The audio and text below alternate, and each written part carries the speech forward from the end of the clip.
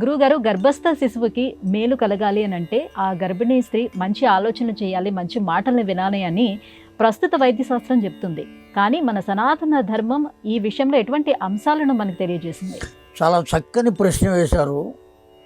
సనాతన ధర్మం ఇప్పుడు ఆధునిక వైద్యం చెప్పేటువంటి మాటను ఏనాడో చెప్పింది.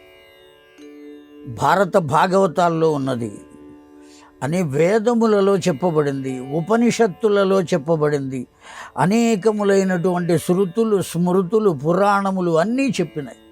గర్భవతులైనటువంటి స్త్రీలు మంచి మాటలు వినాలి, మంచి చరిత్రలు వినాలి, మంచి పాటలు వినాలి, మంచి దృశ్యములను చూడాలి.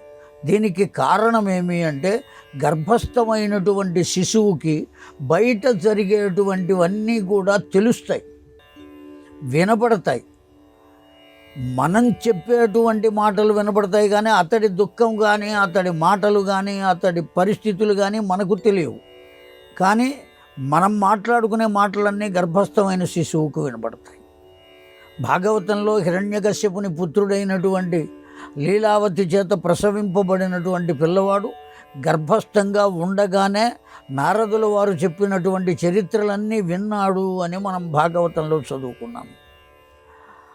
భారతంలో సుభద్ర గర్భంలో ఉన్నటువంటి పిల్లవాడు పద్మవ్యూహం లోపలికి ఎలా వెళ్ళాలో విన్నాడు అని కూడా మనం భారతంలో చదువుకున్నాం.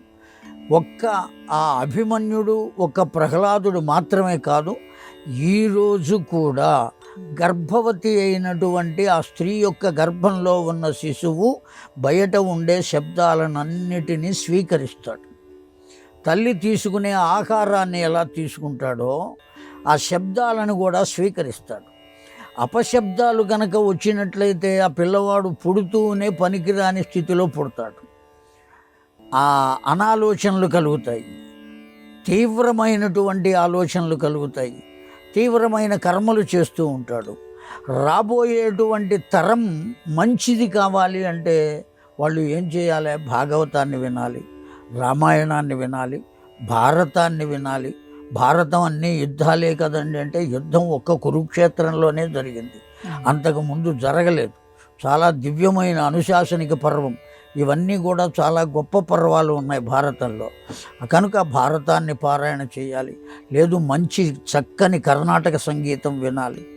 అట్లా కనుక విన్నట్లయితే ఆ పిల్లవాడి యొక్క ఆలోచనలు, నాడీ మండలం ఇవన్నీ కూడా దానికి అనుకూలమైన స్థితిలో ఉంటుంది. వాడు భూమి మీద పడిన తర్వాత మంచివాడుగా కీర్తిని పొందుతాడు, సదాలోచనలు కలిగి ఉంటాయి అనేటువంటి ఉద్దేశంతోనే పెద్దవాళ్ళు ఆ మాట చెప్పారు.